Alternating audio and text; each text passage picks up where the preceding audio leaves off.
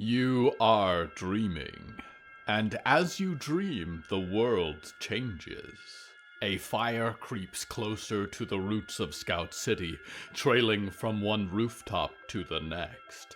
The King of America is dethroned, and his chair sits empty. The Saint Loris returns to a chapel of the Black Eternity, although she does not know it by that name.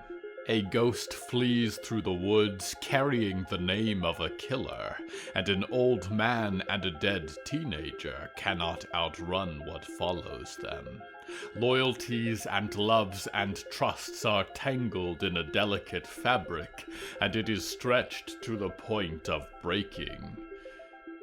I will be right back.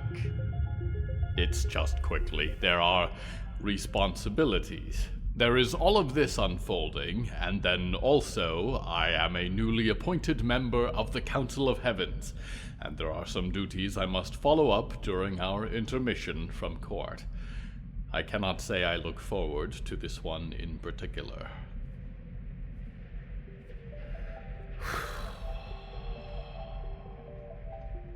Pardon me. May I enter? You are late. I may have tarried in the hall, but I do not recall setting an appointment to speak with you, so I cannot exactly be late.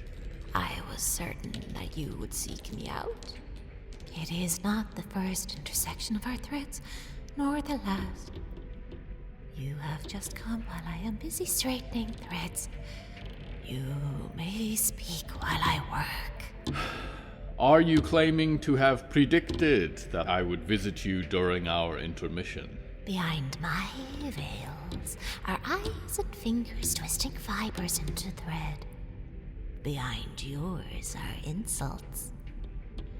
You hold much doubt for one so young and one so short on hands. I assure you I did not come to question the validity of your craft.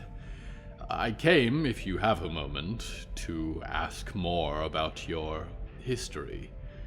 Why you joined this council. I am trying to begin to understand each of the council members individually, what they each bring to the table. Tables, fables, I was bound to this duty by my thread, just as you were. You were also offered a place here by Siren Sire. Do not confuse the means of transportation with the reason for the journey. You are here because the strand of your story leads here. And so it has been since the first letter of your life was written. You cannot see them, can you? The threads, silver clear and glistening, stretching out into what has been and what is coming. You cannot hear the way they sing and shriek as the tensions of the universe bind and snap at them. I see much, but as a rule of thumb, only what is actually there. Rule of thumb. Are your other fingers lawless? Creeping towards what evil? Yes, inching forward. Forgive me, it is a figure of speech. Your strands are a mystery to me. The ability to foretell the future seems impossible, and yet for this, Siren Sire seems to have invited you to join the most prestigious body of government in the universe. I did not come at the invitation of the Soul Forger. I came of my own accord, because it is where my own strand leads. And its course I must follow. Our methods are different, our destinations similar. My eyes are turned far to the future. But Siren Sire wishes yours to safeguard his present. Yet you resent our similarities. What does Siren Sire ask of you in your work here? I sigh and sigh and prophesy of distant dooms, blistering ends, stars blackening and suns falling out of their sockets. Is that all you see? What are you looking for? This Urnandur business is disturbing. Do you see yet how it plays out? What becomes of it? Whether there is any hope for overcoming him? Despite Sirensire's calmness about the situation, we have not tested our strength against the Black Eternity. I do not know if even all the members of the Council are a match for his enormity. Tapestries are fragile before they are woven. Few lay eyes upon all my futures. Sire alone listens to all I have to predict. The more you seek to change your fate, the more you weave at hand and string. Manipulating the strands can drive you quite mad, you know. Ah. It is also not what you are seeking, is it? The future. The dismal end to all my threats. You are looking for something else. Much nearer to this crossing. Am I? And I can guide you. But not for nothing. Perhaps there has been a misunderstanding. I want nothing from you except to hear your story. You do not know you want that which you need, which I can provide until I reveal it to you. By which you mean? You will ask how a small god can kill a great one. I disagree. And yet you will. Any moment now. Does not knowing the future allow you to circumvent it? But naturally that is the question at hand, what with the vast darkness swallowing up our universe in its slow fashion. You and I are observers more than fighters. I am not sure how I can aid in the effort against one so all-encompassing. Speak for yourself, 100 eyes. There is much an observer can do to sway the future, if the right threads are plucked. I know you know this. How can a small god kill a great one? Another prophecy completed. I do not think that counts. I will say this.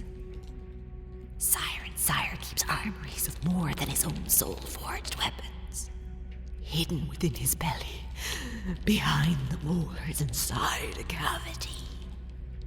There is a treasury of vile blades. Urnandurn's own. Daggers hurled from the edge of the universe in hopes of striking through the heart of a god. Sire keeps them and covets them so that he alone may wield them or prevent their wielding. A single nick, a swift cut, begins to unravel the strand. Twist about threads and fibers, render the unfettered and indescribable into so many finite words and disconnected molecules. A school of fish scattering in the sea. A structure of sand grains, collapsing as the sun dries it. Eyes sputtering out like supernovas. How much do you see? Really? More and more each passing moment. Do you worry that someday you will see something you should not? Do you? I have seen too much of that already to mind. Then we are of a like mind. Now that I have paid you, you must pay me. I did not. What price do you seek? A kindness. If I can spare it. I have lost my favorite hand. If you could keep an eye out for it for me, return it if you come across it. Ah, I am familiar with the discomfort of losing part. I will do my best. Not for a transaction, but as a kindness. Twisting us all around each other, we were already tightly bound. This is where the thread branches, I think. There will be one loose end. I had best take my leave. There are others to meet with. But thank you, and I shall do my best to return your hand. Knock first next time.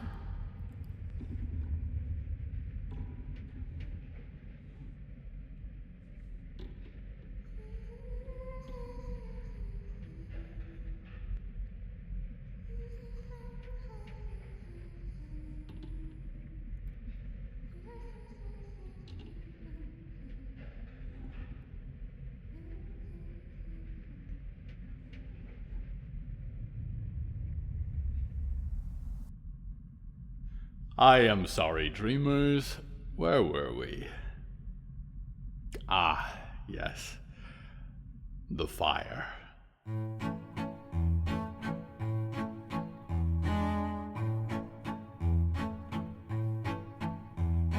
The voice of Skrika Scry, Spinner of Fates, was Maeve de Bruyne, a horror writer, playwright, and voice actor. You can find her at www.maevedebruyne.org. Hello from the Hallowoods is written and produced by William A. Wellman. Hello, that's me. If you enjoyed this show, please don't forget to follow it and share it with a friend. The bonus story that goes with this episode is called Long Live the King, and is available on the show's Patreon at patreon.com/Hallowoods. Because we operate without ads or sponsors, our supporters are all that keeps this show going. Plus, supporters get weekly bonus stories, access to our weekly Q&A livestream, behind-the-scenes content, exclusive merch, and even more. Merchandise and episode transcripts are available at hellofromthehallowoods.com. You can even find us on social media at @thehallowoods. Music is used under license from artlist.io. Until next time, dreamers, please make sure to inspect the story of your life for loose ends at least once a year. A little pruning can make your journey much more cohesive.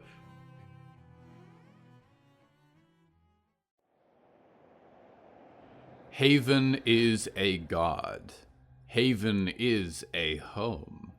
Within this vast cosmic organism, an isolated cloister of worshippers and acolytes have survived for generations, tending to the workings of its organs and managing the passage of its growth and disease, living within the holy flesh.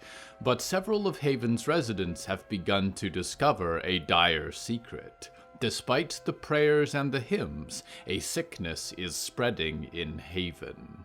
Corruption lurks beneath the skin, and if Haven ever dies, so does everyone in the body.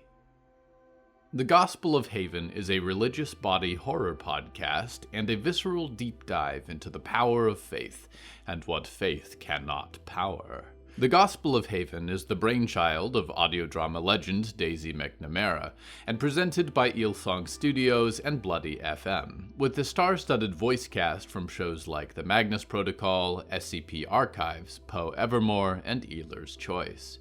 If you've enjoyed Hello from the Hallowoods or shows like The Siltverses, consider tuning in.